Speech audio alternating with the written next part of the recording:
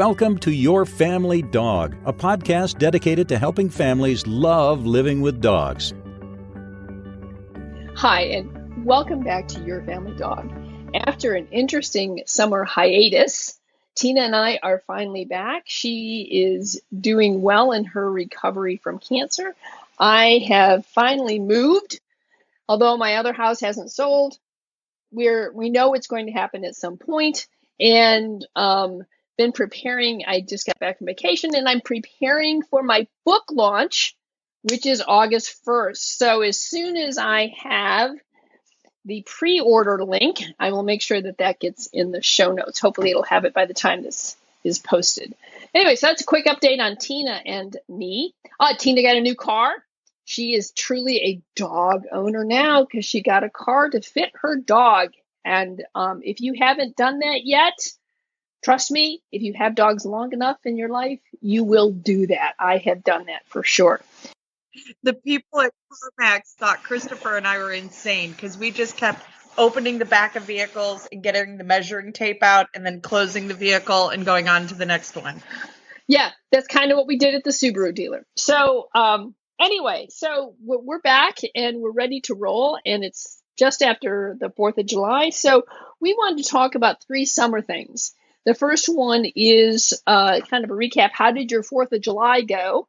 And if it didn't go well, what do you need to think about in preparing your dog for the New Year's extravaganza of fireworks and or even for next year? Sometimes if you plan enough ahead, you can really make sure your dog is prepared for next year's 4th of July and they're not freaking out. Did you know, I bet Tina knew this, more dogs are lost on the 4th of July weekend or the 4th of July than any other time of the year. And they show up because they panic and they run and they show up in shelters. So if you lost your dog on the 4th of July, you're not the only one. Also, too, we want to talk about heat exhaustion and heat stroke, an issue in the summer that we feel like you should be aware of so you know the symptoms and can prevent your dog from developing either heat exhaustion and especially to prevent heat stroke. So with that lengthy and detailed and probably too much information about you and me, but you know, what the heck. It's all right. Yeah, it's all right. Here we are. We're back. We're excited. Here's Tina Spring to talk to you about the 4th of July. All right. So I'm just going to do a quick recap of 4th of July. If you're like me, you got lots of calls, emails, texts, watched lots of social media posts about people being upset about the booms and fireworks. And I'm with you, right? I have 2 dogs who are sensitive to storms and fireworks, and we have a plan and worked through it, and everybody was fine. Mr. needed a little extra support last night and, you know, cuddled with Dad, and we're all on the mend today. But what I often want to do is to respond to people and say, this happens twice a year. And if you live in Athens, Georgia, or another college town that has an awesome or even professional teams, when they win championships, there are fireworks over that too, right? Lots of car races end with a big celebration of fireworks. So fireworks will feel free to join your local political action committee to do what Italy's done and petition your community to get rid of the boom in fireworks. They do make fireworks that they didn't add the boom to. And I would love it if we could all just find a medium ground where fireworks went off, but didn't freak out wildlife and sensitive individuals and dogs and cats and horses and dog trainers. Likewise, this is the world we live in, and we're going to have fireworks. We're going to have thunderstorms. There will be, depending on your municipality, the person who's celebrating a major achievement in their life with gunfire. Preparing your dog to be able to cope with that or having a plan for what to do when those things are predictable is an important part of owning your dog. And again, I'm all for the quiet fireworks. I wish we could move to a place in this country where that's what we do, but we're not there yet. So I have to prepare my dogs for the world we're in, not the world I wish we were in. So we counter conditioned fireworks. We also have found a setup here in the house that works really well. We play frequency adjusted music loudly enough that we can't hear the fireworks. We deploy extra pheromone. None of our dogs have a serious problem with sound sensitivity. It's all relatively mild, so we're not having to medicate, though that is another option. And when I had a dog who was severely afraid, for holidays with fireworks, we used to just put him in the car and take him for a ride out in the country so that he was away from all of it, and we didn't come back home until after those festivities were, in theory, finished.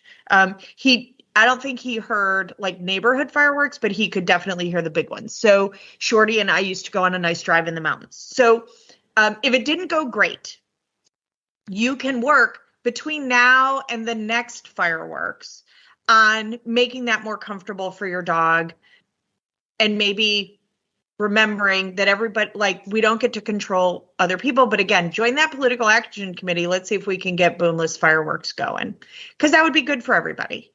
But until that day, we got to live in the world we're in, and we have to prepare our dogs. So easy ways to do that is counter conditioning and desensitization, which is straight classical conditioning. It's super easy. And if you want help learning how to do that, reach out, and maybe we'll do a whole episode on how to easily work sub-threshold and help your dog become more comfortable. So hopefully the fireworks have all been used up and we can move on. Yeah. Well, I know in our neighborhood, I feel like we had like 3 or 4 nights in a row of local fireworks, of our neighbors putting it off, and then the little town did it, and then another town did it. And so it was sort of this continued disruption. But Clementine is a pretty sturdy dog, and while it was a bit upsetting to her, basically, if she could cuddle with us and have some treats, she was fine. But that's not always the case. And what I would say is counter conditioning and desensitization really does work, but it's something you need to be patient with, because it takes time, because you want to work under threshold and not trigger your dog into having a panic attack. So understand that's why we're asking you to start now, because we want you to have plenty of time to be able to do this effectively and not rush through it and try and get too much done too soon so that it actually backfires on you. July 3rd or December 30th, that's to start. And if your dog is having a severe response, that means severe methods, right? Like, you have to, that's an awful problem to have. So being prepared, knowing that we all want to put off what's unpleasant, all of us. This is less unpleasant than you would think it might be.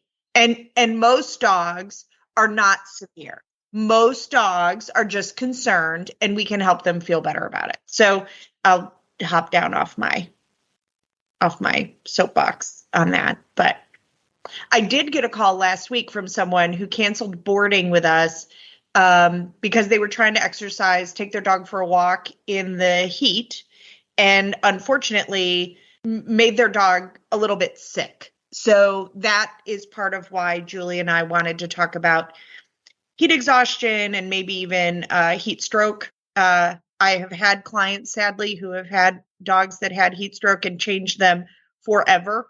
And then I think Julie wanted to talk about water too. What is affectionately referred to as dry drowning. Is that what that's called? I don't, yeah, it could be, but basically what it is it's massive drinking of water. So much so that your dog's electrolytes go completely kaplooey, and your dog can die very quickly from massive amounts of water intoxication. So one of the things that is recommended is that if you're playing with the hose with the dog, don't point the hose right at the dog's mouth so that the water is shooting down the dog's throat. Make sure that you're holding it so the dog is snapping at the water as opposed to putting his face right into the water, because you don't want to overload him with water. The other thing is to make sure that, like, if your dog, when I play fetch with Zuzu at the lake, I don't usually use tennis balls. I use flat toys or her bumpers, so that covers her mouth. So when she's swimming back to me, water is not, excessive amounts of water are not going into her mouth. And when she does go for a tennis ball, oftentimes she will come up coughing because holding the tennis ball, water gets into her mouth and it goes down her esophagus. And she sometimes swallows some and sometimes she inhales some. So I try to use flat toys to prevent that excessive drinking of water. And the other thing we do is I make sure she gets out of the water periodically and she pees. I want to make sure that what water she's taking in, she's also getting it out. And so we take periodic breaks. She'll come out. I make sure she pees. We play fetch. We play on land a little bit till I'm sure that she's okay still. And then we play in the water. But it's just using some common sense in how you play with your dog with water to prevent something that can take your dog down in a matter of minutes. So that's kind of the water one. Yeah, and the water one is tough, right? Because if you have a dog, Yes. my experience is it's usually high drive dogs. Yes, who I want think to so. try to literally drink out of the fire hose. And I think the average owner, I know I wouldn't have even thought about it. Like I would have been like, oh, the dog's just playing, but I'm not sure that that's really play. I think that's kind of more OCD stuff, but at least the dogs that I've experienced to have done that, I would not consider that play. I would consider that like a little bit of a compulsion. Well, that's why you also have to monitor it. So if they're like Rosemary, my grand puppy, she loves to snap at the hose. Like you'll spray the hose and she'll run after and she'll snap at it and she'll jump at it and she just loves to play with it. But I never point it down her throat. It's always perpendicular to her mouth. And so one of the things you can do if the dog does go at it, then limit it. So it's just like 10 seconds or whatever. You do it and then you stop so that you make sure that the dog is not inhaling or taking in a lot more water than it can actually absorb, and make sure that it's still urinating. That's an important thing to remember. Have your dog urinate. I wonder if the splash pads cause the same problems. I'll have to ask Gina. We don't have one, but I know Gina has one for her dog, so I'll have to ask her. All right, yeah, so let's I don't talk know. a little bit about heat. We all know, in theory, like don't leave your dog in a car when it's hot. And hot is a relative term. 70, it's my understanding 70 degrees in a sealed up car is enough to kill your dog in not minutes. Very long. Yes. Like minutes. Because the heat builds up so quickly inside. It may be cool outside or feel cool to you outside, but the heat, especially on a sunny day, can build up very, very quickly inside a car with closed windows. And a car got warmed up driving there, right? So it's off-putting heat from underneath as well, and it's rising into the cavity of the car. So we all know that one, but there are some other things to remember. Now, I will say, like, again, this kind of goes back to the boomless fireworks. I am one who would totally leave a car running with the air on and run in and do my errand, return my Amazon thing at Kohl's, and then get back in the car with the dog there, but leave the vehicle running so the dog has air conditioning. I'm considering, especially with this new to me vehicle, it's not new, getting one of those RV monitors that monitors the temperature in the car so that you get an alert on your phone if the temperature is going up in the vehicle. That's cool. I need to research those. I heard about it from a bunch of people who do like rally and agility and fast cat and other dog sports, that one of the things they do is utilize one of these temperature monitors to monitor their dogs when they're parked in the shade with, easy up over them and trying to keep the dog, and a fan, and trying to keep the dogs cool. So what was scary for the call that I got earlier this week is that some of the signs that the owner was sharing with me, that her dog was getting better. He had stopped panting. He was laying down napping. And it wasn't in this case, thank goodness. But those can be a sign that a dog is actually losing the battle with heat stroke, especially dogs that are thick, chunky, like me. Like Clementine, who is very dense and stocky. She's like a potato. Yeah, I mean, it's like Zuzu's angel food cake, Clementine's pound cake. Yeah, that's just she's just dense. Might And be overstirred brownies. so I think before we jump right to heat stroke, maybe we should talk about heat exhaustion. Let's build up to the really bad stuff. What do you think? Yeah, we'll build up to the terrifying stuff. So this was interesting. On an 80-degree day, the temperature inside a car can reach 100 degrees in 10 minutes. On a 90-degree day, it can reach. Well, this is a typo on this thing because it says 30 minutes, and that's No. No, what it says is on a 90-degree day, it can reach 110 degrees in 10 minutes and 130 degrees in 30 minutes. Oh, well, that's not what it says on mine. How fascinating. Well, that's what it says on mine. Anyway, don't leave your dog in a car on a hot day. My limit is 70 degrees, just so you know. So if it's 70 degrees, the dog's fine. If it's 71, we're done. Literally, that unless someone is staying in the car or the air conditioning's running. All right. Right. Just simple things like just having your dog outside playing in the yard too long. Right.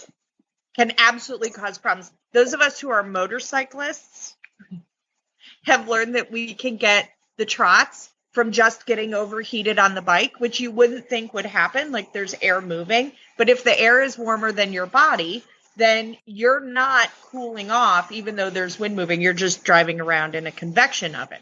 So it's that way. And of course, I always have gear, so I'm not one of those people who rides without gear. So just being outside too long can start this heat exhaustion thing. And I think it's easy for us to be like, oh, well, I'm on a Skype call, so I'm just going to put the dog out for an hour, when we would not sit out there for that hour. And we're better at getting rid of excessive heat than dogs are.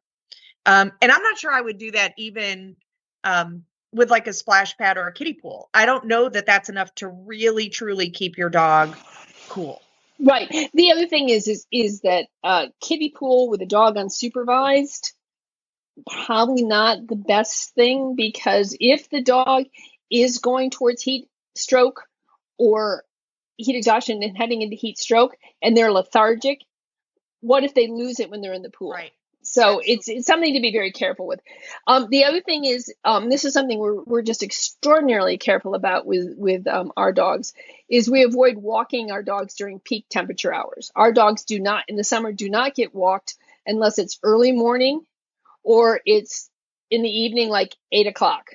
And then one thing I would recommend that you do, this is a really simple test to find out whether or not the ground is too hot for your dog's paws.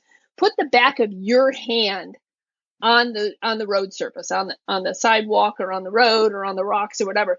You can't leave the back of your hand there for 5 seconds, 10 seconds. It's too hot for your dog. Because if it's burning the back of your hand, it's going to burn the pads on their paws. And for example, I don't know that there are absolutely days in Georgia that first thing in the morning is still not cool enough, and 8 o'clock at night, it's still 99 degrees outside. Right. It's not appropriate so I do a lot of enrichment in the winter when the weather's miserable.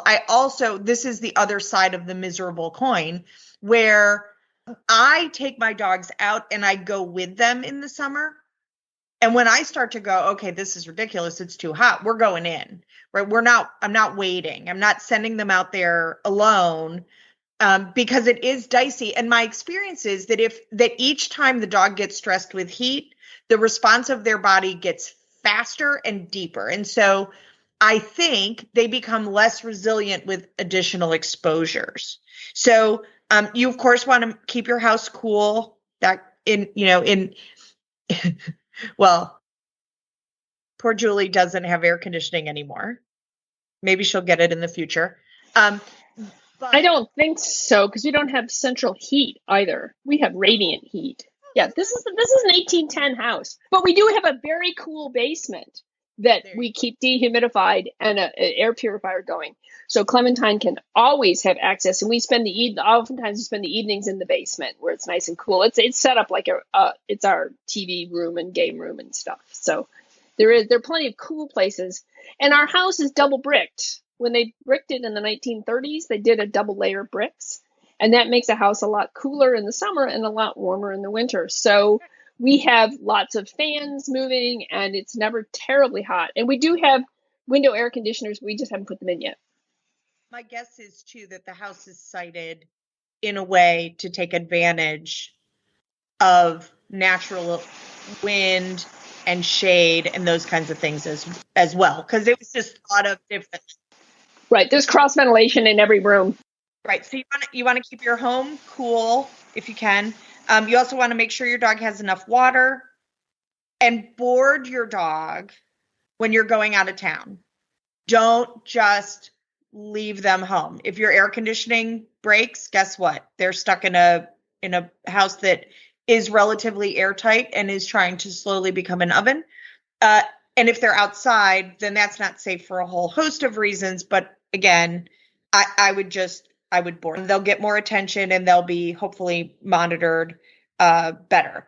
And then know your dog's medical history. So if you know that your dog has had an exposure to intense heat and didn't do well and struggled with it, if they're obese, if they have breathing issues, if they're heart problems, those are all, just like people, those are all reasons not to try to exercise that dog outside, and to maybe instead exercise the dog in the house. So this little chunky monkey of a sweet puppy, they really could have just played. He loves to play fetch. They could have played fetch in the hallway or in their basement, and he would have been happy as a lark. They would have burned some calories. They would have hopefully been taking some weight off of him and not risking heat exhaustion for the humans or the dog.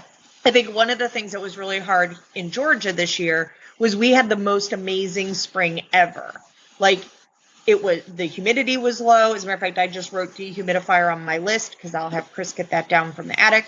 But it hasn't been humid. It hasn't been beastly hot. There's been a hot day here or there, but for the most part, we had a really, really pleasant spring. And all of a sudden, like, somebody threw the switch and we have 90-degree heat. So yes, we had a great spring as well, and it's gotten quite hot. The other thing I want to say is be especially careful with the brachiocephalic dogs, the pugs, the boxers, the bulldogs that all have those little smooshed in faces. It's much harder for them to breathe, and the hot air and hot weather is especially difficult for them. So those are dogs you have to be particularly careful of in this hot weather, because they cannot regulate their temperature nearly as well as dogs that have a regular standard snout. So when Al was still with us, I used to just monitor his tongue. Did his tongue change color? Or did it stay pink? And he always stayed pink. His nares were really beautiful, so he didn't seem to have any problem with excessive heat. He'd be happy laying in the sun, and I'd be like, dude, you have a smush face. Get in the house. But he seemed to tolerate it quite well. All right, so how would we detect heat exhaustion in a dog? What are some things that families should look for? Well, one of the things is excessive panting. If the dog simply cannot stop panting or has difficulty breathing. If your dog is panting constantly or faster than normal, they could be overheated. Dehydration is a big one, which is why you want to have cool water always available for your dog. And that signs of dehydration can include a dry nose, visible tiredness, excessive panting, and sunken eyes. So those are two things. And it's kind of funny, in addition to that, they could have excessive drooling. Yes. Keep an eye out for that, or make sure the drool is thicker and stickier. Yeah, when we're getting dehydrated, right, we get a headache, our stomach gets upset. These are the same symptoms that dogs are going to have. They're just going to present more obviously. All right, your dog could run a fever, and so checking their temperature can be an important component part. One thing I would also recommend you do is get your dog's temperature when your dog is normal. So you know what your dog's normal temperature is, and it will be probably right around 100 degrees. But you should know what your dog's normal temperature is, and anything over 103, you should be concerned. Oh, absolutely. Yes. Right. So, also I've heard, like, don't give them an ice bath. Like, don't try to cool them off too quickly. Right. Throwing them in the bathtub and running cold water is contraindicated. So that can cause shock. So it is important to use lukewarm water, not cold water. I have read multiple times that the eating ice cubes thing has been debunked, that's not, it doesn't actually cause any problems except potentially danger for teeth because ice cubes are really hard. But that whole, like, don't give your dog ice cubes, I think has finally, we'll see. It'll rear its ugly head another day. I would put them in front of a fan or even in a crate with a fan blowing on them. That can help them cool off and dry off. Especially if you've cooled them off with, so that you've gotten them wet with cool water, then the fan is going to be effective, much more effective. So make sure that the dog is wet and cooled off that way, then put the fan on them, because then you're going to actually have it's not condensation, it's precipitation. Anyway, that's going to be much more effective than if the dog were not wet. And if the dog is drinking water and not urinating, you probably need to transport. Yes. For me, that would be we are transporting. If my dog is stumbling and disorienting, we're transporting. I'm not waiting. We're going to put the dog in an air-conditioned car. We're going to drive to an emergency vet, and we're going to get help right away. You want to call your veterinarian as soon as possible. And again, even if your dog seems to be recovering, talking to your veterinarian is an important piece of monitoring your dog's overall health, because damage that can be permanent can be done just from getting overheated. I was just going to say one thing that also too is a really quick and easy thing to check on your dog is the color of their gums. Look at your dog's mouth now and make a mental note about what their gums look like. Both of my dogs have bright pink gums, but if they are red, gray, purple, or blue, this is an issue, because your dog means it's probably that they're dehydrated and they need some help. So that's a quickie one, because just lift the lip. It's an easy thing to take a picture with your phone. Yes. Either with a flash or without. I don't care. It's better without. And then be able to have it to compare and contrast. Like, that's an important piece. Right. And then you can also and then if the dog is struggling and you take a picture of the gums are blue, you can send that to your vet. Say, this is what I'm seeing. Right, so because everything is a study of one, right? Like, what's normal or typical for me is going to be different than for someone else. If your dog loses consciousness or seems severely ill, vomiting, seizing, being disoriented, acting drunk, you need to immediately transport that animal to an emergency vet and get them what is potentially life-saving treatment. And it's important to understand that not all animals are going to recover from this. They may have permanent damage, even with veterinary staff, doing everything they can to help them. So if your dog is collapsed, if they're vomiting, if they're panting very heavily or having difficulty breathing, if they're excessively drooling, you know that you have a pretty significant problem on your hands, and we're moving from heat exhaustion or heat stress into actually heat stroke. And with heat stroke, you have a lot less time to take action. I really trust our listeners and our owners that they know their dogs. And if you're looking at your dog and you're thinking something's not right, trust your gut instinct. Yeah, transport, but trust your gut. If you're looking at your dog going, he seems a bit lethargic, then trust your gut and take care of your dog, because you will prevent much further problems if you go, it's time to move on. It is time to do something for my dog. So pay attention to what normal behavior is. And when they go askew, it's time to take some action. Well, and it's one of those things. So, we're talking to moms and dads with kiddos and grandparents and all the things. This is where I get concerned about the people whose kids are old enough to be home during the day for the summer, maybe with limited supervision, taking care of the dog, or a pet sitter taking care of the dog, or grandma or grandpa taking care of the dog.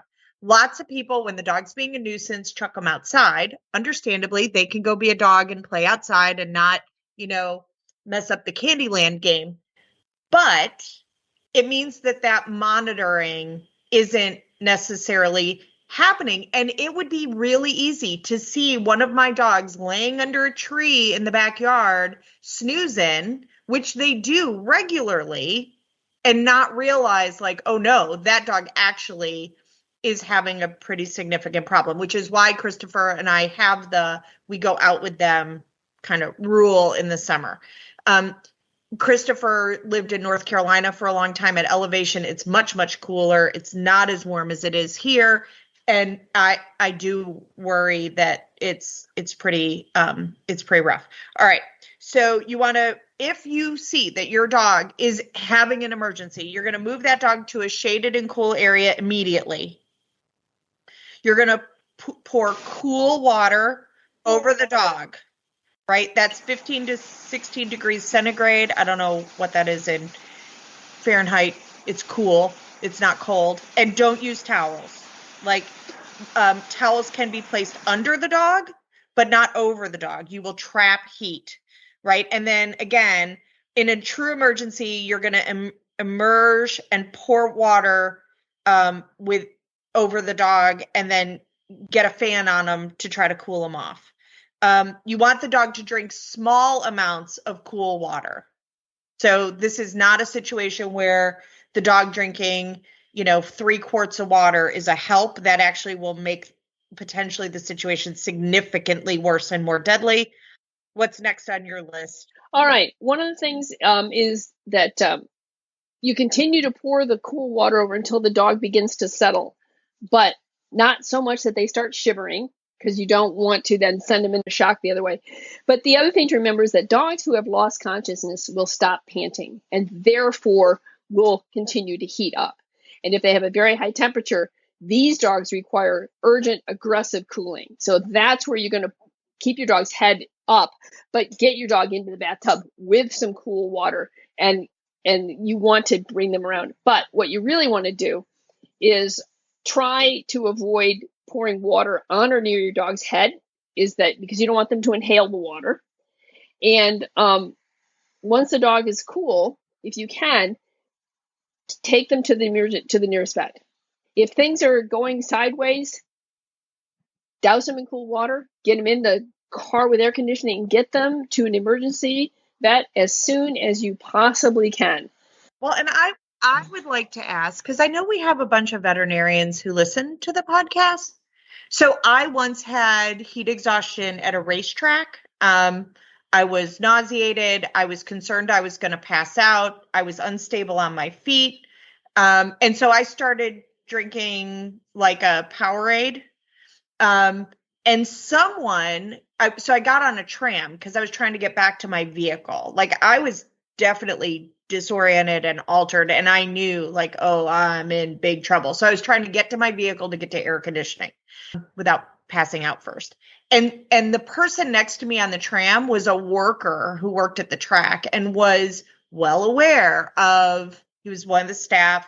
He was well aware of what it looks like when someone is moving toward heat exhaustion, heat stroke. This is a track that gets pretty warm in Alabama. And he gave me 2 bags of potato chips for the salt, for the sodium. And believe me, I felt like hurling. I did not feel like eating potato chips, but I really do think the sodium was a huge help to keep me from getting sicker than I already was. So I'm curious, in like we got medical people listening. Please comment for us and let us know. Like, is it worth? I mean, obviously, we're not going to pour salt in a dog, but are they somewhat similar in that, like, is water better, or is cool Powerade or electrolytes better, right? If somebody has potato chips, is giving the dog 10 potato chips helpful to to that animal? Are there some of those other things we can do to help? I would be heartbroken to lose a dog over something like just heat exhaustion or heat stroke. I know trainers who have lost animals where there was a malfunction with a vehicle and the car overheated and the dogs all perished. It was life altering forever. I have also had clients who I met with after heat exhaustion and heat stroke, where their completely stable ambassador for their breed dog had neurological damage that forever changed that dog in an incredibly negative way that we were not able to fix. And it altered the trajectory of that dog and that family's life forever. And if at all possible, we want to avoid that for all of us. Right.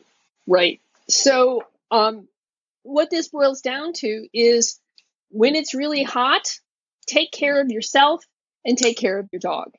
Make sure that everybody stays cool and comfortable so you can enjoy the rest of your summer and have a really good time. So we're not trying to scare you. We just want to inform you so that you can make better choices for you and your dog. So with that, I would say have a very, very happy rest of your summer. I'm going on, I have a family vacation next, and where we're going to a cottage. And my dog, Zuzu, is with her breeder for several weeks, and she is having a grand time swimming and playing with all her cousins, and she'll probably never want to come home. And Clementine gets the full attention of our very devoted pet sitter. He takes his responsibility to Clementine quite seriously and is very, very careful with her. So I'm very lucky to have found a pet sitter who's an adult and who acts as an adult with my dog. Otherwise, she would probably get boarded.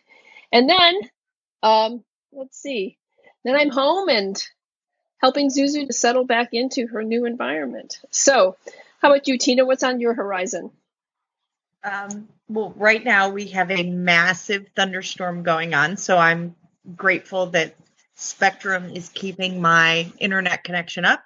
I am just grateful to be continuing to recover and to start to feel more like me and get back in the groove of working and doing the things I love to do. So I'm grateful that it was funny. A friend of mine posted yesterday about how good it is to get a negative mammogram, right? To get a mammogram that says you're good, everything's great. And I said, I will never take that for granted again. So if you haven't gotten your mammogram, get it. Go get your mammogram. It's not that bad. And it's way better to catch cancers early rather than later. So absolutely. All right. And stay tuned because The Beast Keepers is coming out in August 1st, and we will certainly give you a link for that. So I'm very excited.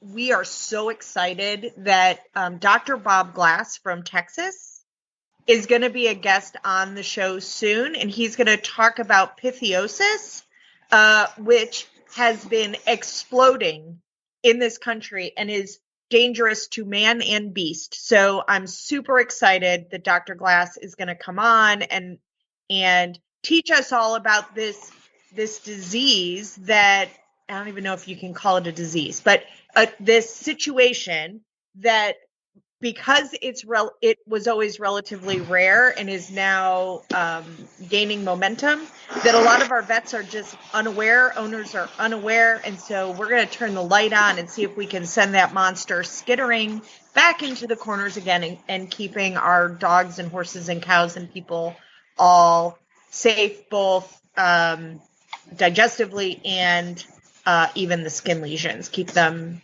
safer and from having awful outcomes. So I'm excited that Dr. Glass is going to come and. I am too. Yet another thing we can scare our listeners with. Yeah, so we're going to be we're going to be like, you're going to be afraid of everything. That's right. Well, we don't really want that. We just want you to be informed. We want you to be the best parent to your pooch that you can be. And so we want to inform you with as much information that we can to help you be the very best pet parent. So with that, thank you, Tina, for another great episode, and we'll see you all next time on Your Family Dog. Thanks for listening to Your Family Dog. Got questions? Interesting ideas? Visit www.yourfamilydogpodcast.com to share your thoughts.